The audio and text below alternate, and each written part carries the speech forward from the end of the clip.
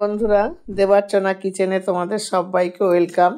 গলা শুনলে বুঝতে পারছো খুব ঠান্ডা লেগেছে, কাশি হয়েছে, আমারও হয়েছে, মেয়েরও হয়েছে। তাই ওই জন্যে ভালো লাগছে না মুখে কিছু। আমি অনুষ্ঠান বাড়ির স্টাইলে মুচমুচে করে আলু ভাজা করছি ঘরে। কিভাবে করব দেখো। এই আলুর খোসাগুলো আগে আমি সুন্দর করে ছাড়িয়ে নিচ্ছি। আমি এখানে 3টে আলু নিয়েছি, 3টে আলুতেই হয়ে যাবে। আর সঙ্গে ডাল করেছি, আর এই মুচমুচে করে আলু ভাজা, আর গন্ধরাজ লেবু, মুগের ডাল করেছি সুন্দর করে, বেশ ভেজ ডাল।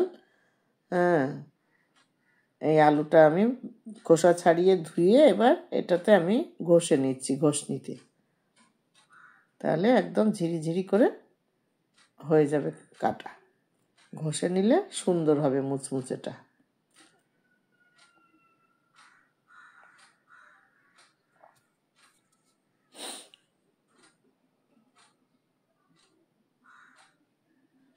সব কটা আমি এইভাবে ঘষে নিয়েছি। ঘষে এবার দেখো কতটা হয়েছে, দেখতে পাচ্ছ?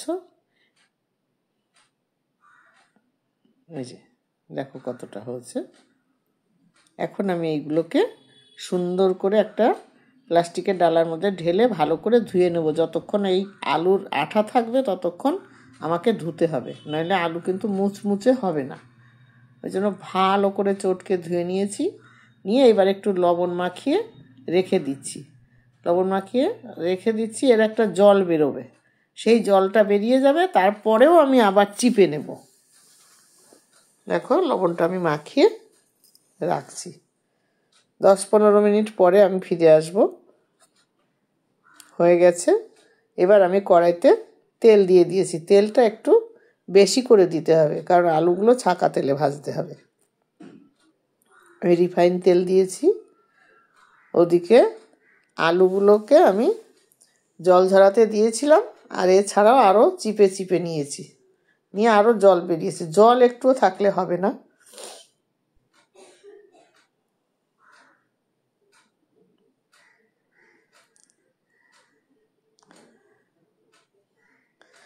আমার কাছে চিড়ে ছিল কটা, অল্প কটা চিড়ে আমি আগে ভেজে উঠিয়ে রাখছি। দেখো চিড়েগুলো এত ছোট ছোট দানা যে ফাঁকা দিয়ে বেরিয়ে যাচ্ছে।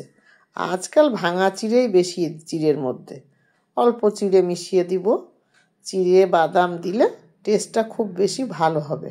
শুধু আলুর মধ্যে তাই না দিয়ে এগুলো দেবো, শুধু আলু ভাজা না করে এগুলো দিলে আরও টেস্টি হবে।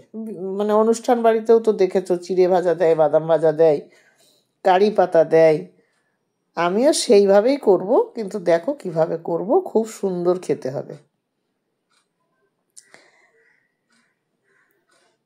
এবার আমি আলু দিয়ে দিচ্ছি। অল্প অল্প করে আলু দেবে, যাতে আলুগুলো খুব সুন্দর মুচমুচে করে ভাজা হয়ে যায়। যতক্ষণ ভাজা না হবে ততক্ষণ এইভাবে নাড়াচাড়া করে ভাজবে। সামান্য একটু লবণ দিয়ে দিলাম, এই মিথ্যা কথা বলছি কেন, হলুদ দিয়ে দিলাম একটু। একবার হলুদ দিয়েছি, এতেই হয়ে যাবে, আর কিন্তু হলুদ দেওয়া লাগবে না। একবারেই যে তেলে রং হয়ে যাবে, প্রত্যেকটা বার ওই আলুতে একই রং হবে। কারণ বেশিতে হলুদ দিয়ে দিই তেলের মধ্যে, তাহলে আবার তেল কালো হয়ে যাবে, বুঝেছ? এই দেখো ভেজে নিয়েছি বেশ গোল্ডেন কালার করে, মুচমুচে তো হয়েই গেছে। এরকম করে আমি সবগুলো ভেজে তুলে রাখবো। আবার চিপে চিপে দেব। এত চিপছি কিন্তু তাও দেখো জল আছে। চিপে চিপে চিপে চিপে দিচ্ছি, তোমরা খুব চিপে দেবে।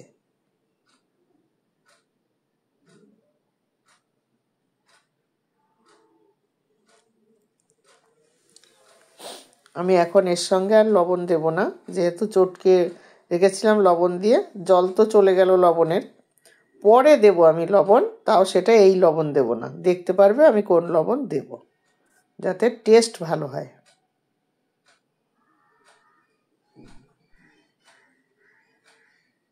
আমি একা 400-500 লোকের রান্না করা মানুষ, ওই জন্য আগে তো আমার এইসব অনেক অনেক রান্না করতে হতো, এখন আর ইচ্ছাও করে না, পারি না, কে করে ওইসব। ওই জন্য সেইভাবেই এখন আমি আবার এটা করে দিচ্ছি। সোনা বায়না ধরলো করো, ওইভাবে একটু করো, মুখে তোমারও অরুচি আমারও অরুচি। আমি তা চলো করি। আলুগুলো ভেজে নিয়েছি, এবার আমি বাদাম দিয়ে দিলাম, চীনা বাদাম। এই বাদামটা ভেজে নেব। বাদাম যেন পুড়ে না যায় লক্ষ্য রাখতে হবে। এখন বাদামের মধ্যে একটু লবণ দিয়েছি, না হলে বাদামটা কিন্তু ভালো লাগবে না। মুখটা ফেটে ফেটে গেলে আর একটু সোনালি রং ধরলেই বাদামগুলো তুলে ফেলবো।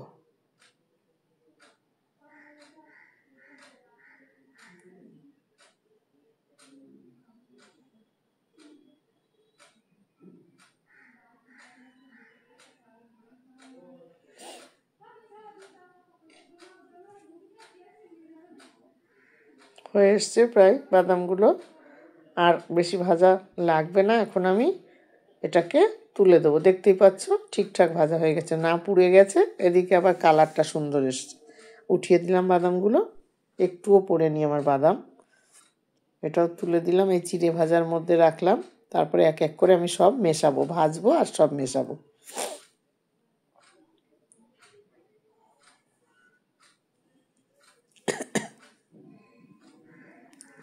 কড়াইয়ের তেলটা আমি একটু কমিয়ে রাখবো, যেহেতু অনেকটা তেল।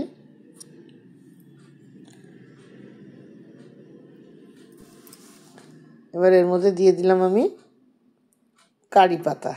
কারি পাতাটা ভেজে উঠিয়ে নিচ্ছি। কারি পাতাটাও কিন্তু কালো হবে না, সবুজ সবুজ থাকবে, অথচ মুচমুচে করে ভাজা হয়ে যাবে। দেখো মুচমুচে হয়ে গেছে আমার কারি পাতা।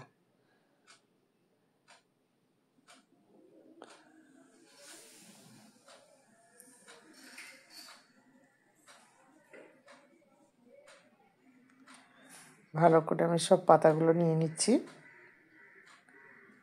গ্যাসের ফ্লেমটা বন্ধ করে দিয়েছি।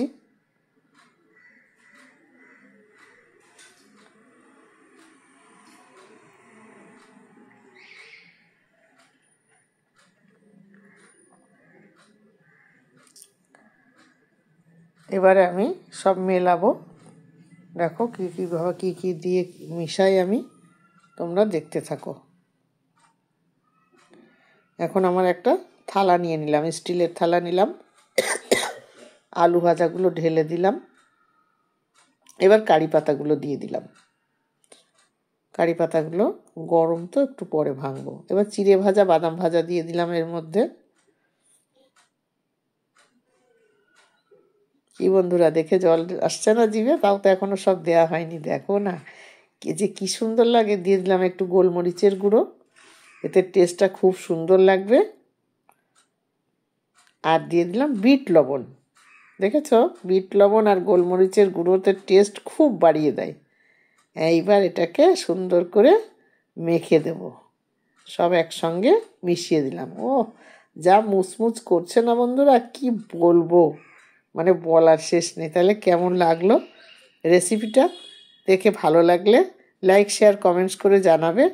আর আমার যারা এখনও সাবস্ক্রাইব করনি, সাবস্ক্রাইব করে পাশে থাকবে। সকলে ভালো থাকবে, সুস্থ থাকবে।